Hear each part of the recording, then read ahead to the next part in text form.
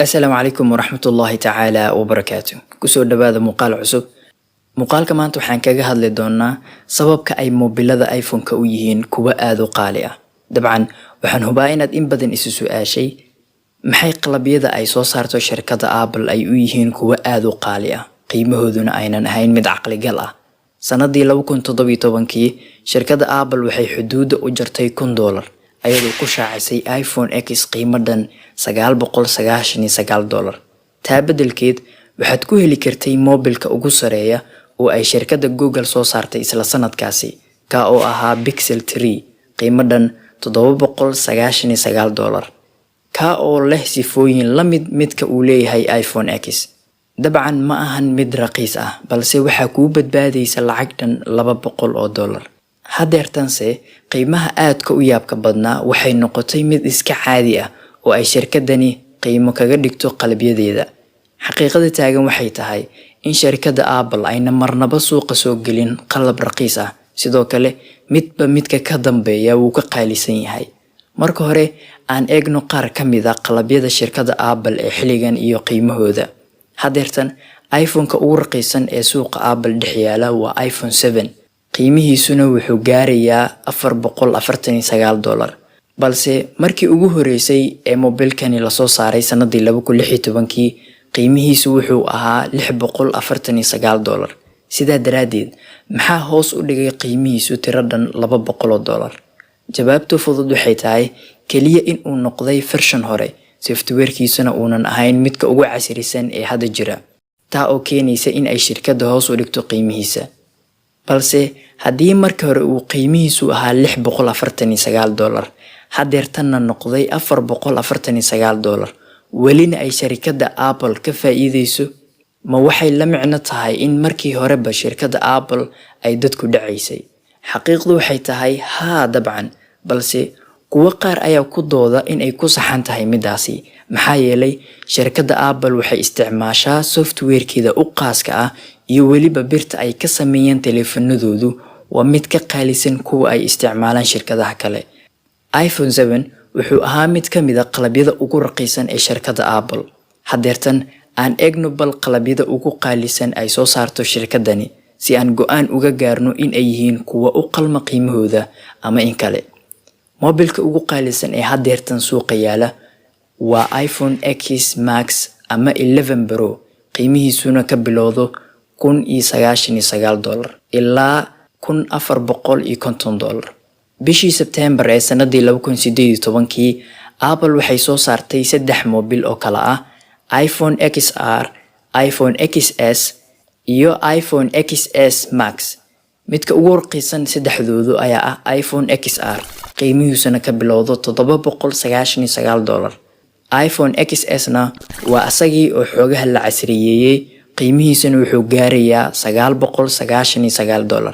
balse midka ka yaabiyay macaamiisha Apple ayaa qiimaha uu ka bilowdo wuxuu gaarayaa $1,099, waana iPhone XS Max. kaamirada iyo cabirka moobilka ayaa kaliya ka dhigaya mid sidaa u qaali ah, inta kale wuxuu la mid yahay moobilada kale ee ka horeeya. ma ahan iPhone 11 Pro midka kaliya ee qiimo lala yaabo leh. aan ku siiyo tusaale kale, Pro Display XDR qiimaheeduna gaarayo $4,999. shaashadan cusub ee shirkadda Apple ay soo saartay ayaa qiimaheedu dhan yahay $4,999, cabirkeeduna wuxuu yahay 32 inji. shirkadda Apple ayaa ku andacoonaysa in ay shaashadani ay tahay mid ka mid ah tiknoolajiyada ugu casrisan ee xaadirkan, iyadoo si sax ah u bandhigaysa kalarada muuqaalka aad ku daawan doonto. MacBook Pro, laptopkani oo ay soo saartay sanadii hore ee 2019 ayaa qiimihiisu gaaraya $6,099. laptopkan cusub ayaa cabir ahaan shaashadiisu dhan tahay 16 inji, sameecado casri ah iyo weliba xawaarihiisa oo aad u sareeya. qiimihiisu wuxuu ka bilowdaa $2,400, balse haddii aad rabto modelka ugu dambeeya ee laptopkan ka oo ku imaanaya 8 core processor, AMD Radeon Pro 5500 mega graphics, watana 8GB oo memory ah iyo weliba 8TB oo storage ah, waxaa ku kacaya qiimo dhan $6,099. saddexdan qalab ee aan haddeertan soo wado waa kuwo ay adag tahay inaad rumaysato qiimahooda, misna aad ku tilmaami doonto doqon kan rabaa inuu iibsado.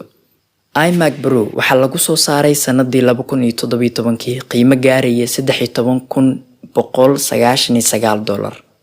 Kombiyuutarada ugu qaalisan ee shirkadani soo saarto waxaa loo naqshadeeyay dadka raba in ay helaan kombiyuutar awoodoodu ay xad dhaaf tahay, si ay u helaan xawaare ay shaqadooda si fudud uga qabsadaan, sida dadka habeeya codadka iyo muuqaalada ama soo saara softweerada. iMac Pro versionkiisa caadiga ah ayaa jooga qiimo dhan $4,999, balse haddii aad rabto modelka ugu dambeeya uguna casrisan waa inaad bixisaa lacag dhan $13,199. Apple Gold Watch waxaa lagu soo saaray sanadii 2015 qiimo dhan $17,000. Saacadaha Apple ayaa suuqa kusoo galay sanadii 2015 qiimo dhan $349, waana kuwooda caadiga ah. Si kastaba ha ahaatee, shirkadda Apple halkaasii kumaynan joogsan oo waxay suuqa soo gelisay saacado cusub taa oo ay uga magac dartay Apple Watch Edition. qiimuhu wuxuu ka bilowday $10,000, balse waa saacad madaxeedu yahay dahab. Midka ugu qaalisan wuxuu qiimaheedu gaarayaa ilaa $17,000, waxayna ka samaysan tahay 18 karaad oo dahab ah. Ma aqaan ruuxa raba in uu gato, bal adigu ma jeclaan lahayd inaad iibsato? Nala wadaag jawaabtaada. Qalabka ugu qaalisan shirkadda Apple ay soo saarto ayaa ah Mac Pro oo ay shaacisay sanadii hore 2019, qiimihiisana u dhaxeeyo $5,999 ilaa $52,000. Aan ku celiyo ilaa $52,000. Dabcan ma ahan mid la rumaysan karo, sax, balse versionka cusub ee kombiyuutarka Mac Pro ayaa ka bilowda qiimihiisa celcelis $6,000, wuxuuna gaarayaa qiimo dhan $52,000. waa haddii aad rabto sifooyinka ugu casrisan ee dunida haddeertan yaala. sifooyinka uu leeyahay waxaa ka mid ah 28 core Intel Xeon processor, 1.5 terabyte oo RAM memory ah, 2 Radeon Pro Vega Duo graphics processor units, iyo 4 terabyte oo storage ah. Mac Pro waxaa si qaas ah loogu naqshadeeyay dadka khubarada ah, kuwa oo u baahan kombiyuutaro qaban kara howlo aad u xooggan, sida kuwa naqshadeeya filimada, kuwa soo saara geemyada iyo wixii la midka ah. malaha ma ahan dooq u fiican shakhsiga caadiga ah. waxaad ila aragtay ujeedada, waana kuwa aad u qaali ah. waxaase heli kartaa qalabyo ka raqiisan kuwa Apple ay soo saarto, misna aad u fiican qaban kara hawsha aad u baahan tahay. su-aashu waxay tahay, maxaa sidaa qaali kaga dhiga qalabyada Apple? maxayse dadka weli u iibsadaan? haddaan runta ka wada hadalno, dadku waxay in badan u iibsadaan keliya magaca moobilka iyo tufaaxa ku sawiran dushiisa, oo waxaad dareemi kartaa kalsoonida uu isku qabo saaxiibkaaga wata iPhone 11 Pro. xitaa waxaa laga yaabaa in uu marnaba xareysan oo uu sidaa gacanta ugu sito. balse sababaha keeni kara in qiimahoodu uu aad u sareeyo waxaa ka mid ah, haddii aad ka mid tahay macaamiisha Apple, waxaad la socotaa in qalabyada Apple ay leeyihiin deegaan isku xiran, taa oo la micno ah in qalab walba oo ay shirkadda Apple soo saarto ay isla shaqeeyaan. tusaale, haddii aad qoraal ku diyaarsanaysay moobilkaaga iPhone, misna uu kaa damo, waxaad aadi kartaa iPad-kaaga ama Mac Pro aad haysato, misna isla meeshii uu qoraalka ku marayay ayaad kasii wadan kartaa. ama haddii aad booqato xaafadda saaxiibkaaga, misna aad iPhone-kaaga gashato passwordka internetkooda, beritoole haddii aad la timaado iPad-kaaga, si toos ah ayuu passwordka isku gelin doonaa adoonan warsan. dabcan ma jiro shirkad kale oo sidaas samaysa. sidoo kale waxaa jirta fikrad kale oo leh in qalabyada Apple ay soo saarto ay ka tayo sareeyaan kana xawaaro badan yihiin qalabyada ay soo saaraan kuwa kale ama shirkadaha la tartama sida Samsung iyo Microsoft. waxay kaloo dheer yihiin caawimaad oo ay la garab taagan yihiin macaamiishooda hadday dhibaato kala kulmaan qalabyadooda. mar waliba oo aad dhibaato kala kulanto qalabkooda, waxaad geyn kartaa Apple Store-ka, halkaasna waxaad ka heli doontaa caawimaad. haddii ay ciladu tahay mid farsamo dhankooda ah, waxaa hubaal ah in ay xalin doonaan ama ay kugu bedeli doonaan mid kale oo cusub. midaa waxaa kuusii dheer in qalabyada Apple ay leeyihiin ilaalin aad u adag iyo in si fudud aanan lagula bixi karayn arrimaha kugu keedsan moobilkaaga. waxaa jirtay xili ay dadku aaminsanaayeen in xitaa kuwa hackerska ahi aynan jabsan karin softwareka Apple, balse midaas sax ma ahan.